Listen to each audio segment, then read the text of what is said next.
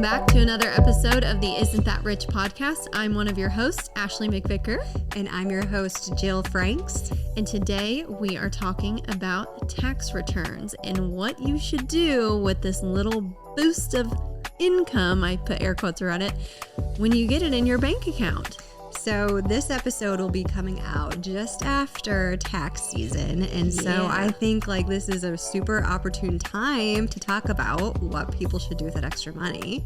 Absolutely. And there's been a lot of chatter at even our bank of what all the girls are going to be doing with their tax return. I know someone was wanting to spend it all on a Shein order. And I said, let's do something maybe a little bit different to stretch our money and I don't know. We just have a lot of great places you could put an extra $500,000, whatever your refund is. So, but yeah. Jill, before we kind of tell people where they should put it, will you tell us what exactly a refund is? Because I don't think it's exactly what people always think it is. So first of all, I think everybody needs to shift their mindset when it comes to tax refunds, because they think it's like this bonus money that they're getting free income or Christmas extra money bonus back at the end of the year, like the government wants to give you. No. Yeah, but it's not a gift. It's actually money that you overpaid throughout the year to the government. Mm-hmm. So this is actually your money that you gave to them that now you're getting back to use for yourself. And so whether you get direct deposit or a paper check in the mail, it's really your return is money you've actually already earned. Mm-hmm. So it's not extra. This is your money, hard-earned money that you're finally getting back. Yeah. And you know what? The government was using it, and we should probably start charging them interest for it. I wish we got it. Great. Then we could stretch our refund a little bit longer. Yeah. So I think now that you're finally getting your money back, how are you going to use it to actually put it to work for yourself? And we have a bunch of ways that we think would be great for you guys to consider with what to do with this tax return money. Mm-hmm. And Ashley has the first idea. Yeah. Here. So what do you think is the first great way to save that money? The first one is a CD, a certificate of deposit. And this basically means that you're putting your money into an account at the bank for a certain parked amount of time, whether it's 3 months, 6 months, 9 months, 12 months, 2 years, whatever you want. And you're going to earn a higher percentage on it because we're kind of holding it at the bank for you. You don't get to touch it. But I just think that's great. I think a lot of people, as soon as they get that refund, they're ready to spend it. But if you're just ready to open up a CD with it and just move it to another place and know that you're going to be making more money on it, I think that's a great place to start with your refund. I think so many people don't think of a CD as a great investment tool, but it actually gives you quite a high return. Right. And it's guaranteed return. So if you're putting it into the stock market or whatever, you know how volatile the stock market can be. Yeah. A CD is just a really safe place to park your money for, like you said, that set amount of time, and you know exactly what you're getting out of it when the term is up. I also think people think you have to have a lot of money sometimes to fund a CD, and you don't. You can fund it with $500, $1,000. I know there is like a starting, but I feel like, people can just start with $1,000 or whatever it is from that refund. And the requirements aren't as high as a lot of people think. No. So really check with your bank. I mean, ask them what some CD options are right now. So it's April right now. What's 6 months from now? Well, it's back to school season. Maybe you could use that money for back to school expenses. Maybe you have a kid in college. You could use that money, but now you'll get, maybe your CD was an extra 3%. You'll get that extra 3% to spend later on. Absolutely. So that's my first place I'd maybe put my money if I was getting a tax return. I hope I get one this year. That's a good spot to place it, I think. What's the next one? There's no argument for me with that one. This is a place people don't consider when they park their money short term. And a lot of banks have this option. Like our bank has this option, but it's a savings account for a specific goal. So we have a Christmas Club savings account, and at a specific time during the year, you place a deposit and you continue to deposit money, put automatic payments into it from your checking account into the savings account. It's typically at a higher interest rate return. So you'll earn money, that money will earn money. And then at the end of the year, say it's Christmas time, you'll receive a check. I think it's beginning of November when it's time to shop for Christmas gifts. Yeah, you get a check mailed to you. And now that money has been set aside and you've had a way to save for the holidays or a vacation. Yeah. I know lots of people that we work with do the Christmas club. They love it. They love when they get the check in the mail and they're like, I'm so glad I put this money back. So now I'm not stressing around the holidays. You know how expensive it is. It's not even just the gifts. It's like outfit for the Christmas party and this, that, these, and those. And so it's a nice little boost at the end of the year for your Christmas. So yeah, and it's you know, kind of out of sight, out of mind. You can choose to hide this account in your, so I'm on my online banking account every single day, but you can choose to hide that within your account so you're not seeing it. So you're like, oh, it's a surprise at the end of the year. Like it's something you've saved for. Well, then it's great because you feel like it's just designated funds to go to those things and you're not like, oh my gosh, it's just how am I going to make it work this month? So now's the perfect time. Yes. To start funding those accounts. You know, I obviously, for those, I wouldn't do that probably like halfway through the year. I'd be like, okay, let's just wait, maybe do something different with our money. But this is a perfect time. It's early spring, you know, holidays are far off. So, and say you start your Christmas club account with $600 in it. And then, I mean, now month by month, you're adding to it. By the time December hits, it's done. Yeah. So people are going to have a great Christmas if you join that Christmas club. That's right. Do it for your family and friends. What's another option, Ashley, to place this money, this tax return into? So I love this, and I love that our bank offers this, but the third one would be a Kasasa cash account. It's a 3% interest rate, cash back on up to $10,000. Yes. And so, I mean, that's amazing. It's a high interest checking account that you can put your money into. You can still have access to this money. You can still use this money, but the more you keep in there, the more interest you will make. I love my Kasasa Cash. That's the checking account I use. Now, there are a couple of things that you have to do to qualify every month for it, and we'll put all those disclaimers into this show notes. But it's so things you're already easy doing for me. It's things that I'm doing. Like, I think I get an e-statement every month. So instead of getting that paper statement in the mail, I have an e-statement. I have to swipe my debit card 12 times each month, which is easy for me to do. You know, it's just when we go to Starbucks or whatever. And then I also, what's the other ones? ACH draft. Oh yeah. So One I have ACH to draft. have, I get my direct deposit from the bank. Every paycheck goes directly into that. So that's my ACH payment. And you just have to have e-statements turned on. Yep. E-statements. Is there anything So else? it's just four things. Four things. Four things you're probably already doing. So if you're not in a Kasasa account and you're looking to earn a little bit more interest, I would put your tax return there and change your account over. This is a bonus, but I would also pair my Kasasa cash account with a Kasasa saver, and you will earn even more interest rate. Higher interest rate on that. Yeah. So what I do with mine is, so it's the 3% up to $10,000. So I put $10,000 in that checking. That way, if there's any fraud that ever happens, there's never more than $10,000 in that account. So I earn all 3% on that $10,000. Anything over is like a blended rate. So it's like an average percent. But I keep $10,000 in that account, and then I have a Kasasa saver. So I put another $10,000 into that saver. So I'm getting the highest percent possible out of those two accounts. Dang, so girl. if you get a $5,000 tax return, which a lot of people are. Yeah. I mean, they're halfway to that $10,000. Well, when you look at a lot of other savings accounts, and they don't have a 3% interest rate. And so if you are someone that has $10,000 or less, it's a great place to put your money. Yeah, absolutely.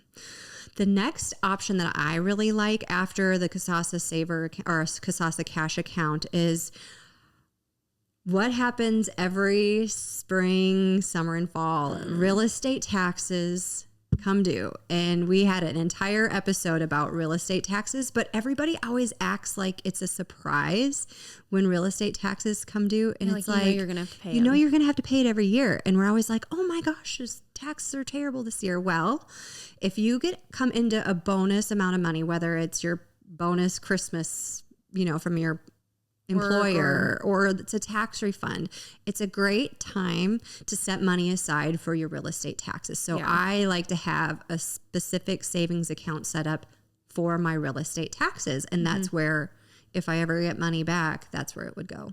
That's a great place to put it. Yeah. Because it's like no one wants to scrounge up some money to pay for their real estate taxes. And I know it's not fun to think about it, but when you set that money aside early on, you're not scrambling to pay. I just think so many people, it's like what I'm saying, they're going to go spend it shopping or whatever. It's like, yeah, that's so fun. But you know, what's more fun is like just being able to pay your taxes, move on with your life, right? Yeah, Like definitely. go find another way to pay for your Shein order. Yeah. Buy now, pay later. That's That's a right. horrible episode.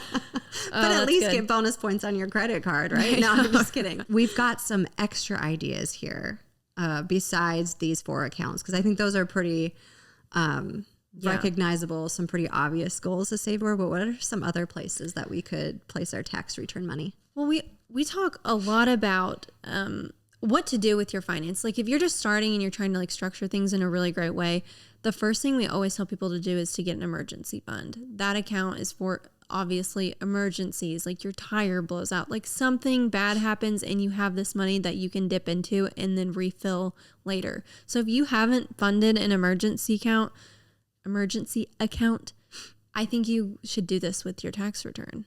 Absolutely. I think if you haven't saved at least $1,000, which a lot of refunds could be in the amount of $1,000, perfect place to park that money. Yeah. Emergency fund. Save it for your emergencies. Don't touch it. Yeah. I love my emergency fund. I don't have it on my online banking, and I even transfer like $10 a month to it just to like keep it growing and make sure I don't get a dormant fee, like all the, all the things of banking. But I think that's a great way to protect yourself. It's an emergency fund. The next thing is paying off high interest debt. Yeah. Now, if you have built up some credit card debt, a tax return, when you get that back in the mail, it's a perfect time to pay off that high interest debt. So you always want to pay off your highest interest debt first, because you're losing money. So I remember sitting down with John Forbes, and he said that he's like, if you have credit card debt, you're losing 19 to 30% on that every month, which is more than you could earn if you try to start investing. Right. So paying off that debt before you do anything else is super, super important.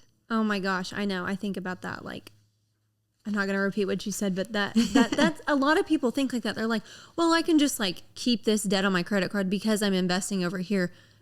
But look at the spread of it. The math ain't mathin'. Go pay off the debt, and then you can really like make some moves with your investments. Yeah, but even if you're making like 12% on all of your investments, which is a huge rate of return, and you're losing 30% on $10,000 on your credit card every month, and that's monthly, right? So that can really, really add up. Gosh. How much is the credit card debt in America? I mean, it's like billions. Gosh, it's like billions. So it's scary. It's crazy. Anyway. Yeah. Oh, I love this one. The next one that you could do is contribute to a Roth IRA. And I love a Roth IRA because you pay the taxes on it before you put it in. And then when you take it out one day, when you're 59 and a half, I think is the age, you don't pay taxes on that growth. And that's amazing. That's a great way to start investing. Yeah. And you can start it with $500 and $1,000. It doesn't matter. There's cap on. I think $7,000 is the cap for this year for 2025, maybe even higher. But it's a great place to put your money. Yeah. I forget, when I come into extra money, I forget to just like shove it in the Roth IRA or a traditional IRA. But that's a great place. I mean, why not? You're not thinking about it. Yeah, just a good little extra retirement account, especially if you're working at a job and you're not set up for a retirement account yet, or they don't have that, they don't offer that at your place of employment. A Roth IRA is a great, or a regular traditional IRA, whichever. Yeah.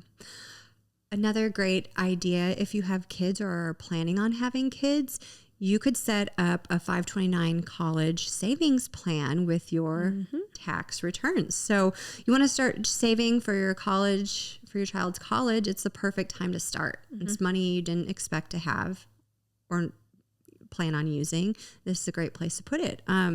It lets you contribute tax-free, and the money can be used for tuition, books, more. And nowadays they allow you to roll some of that over. We have an entire episode about 529 savings plans and how that can benefit you with a financial advisor. John Forbes is on that one. But you can use it on more than just college. You can use it on those textbooks. Even if your kid goes to a private high school, you can use it for those type of tuitions as well. So that's a good place to park it. I know you just talked about debt, and that's a great one. But another way you could use this is adding an extra payment to your loan every month. So like, I know me, I have a mortgage. I would love to pay my mortgage down. This is a great time for me if I get a refund to just slap that on the principal.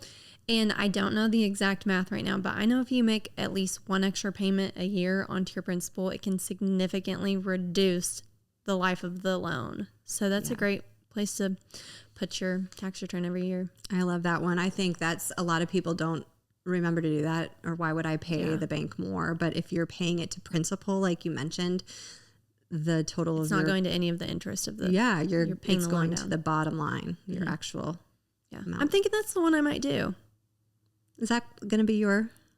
We'll see. Tax? We never know with me. Return. You're making money now, so I hope I get a return. I love that return. I know. And like, it's always so frustrating with like Illinois, like the state return, and then like your federal. I think my federal return is always like way more, and then my state return's like nothing. They're like, actually, $200. Give us more money. Yeah, you didn't pay enough in.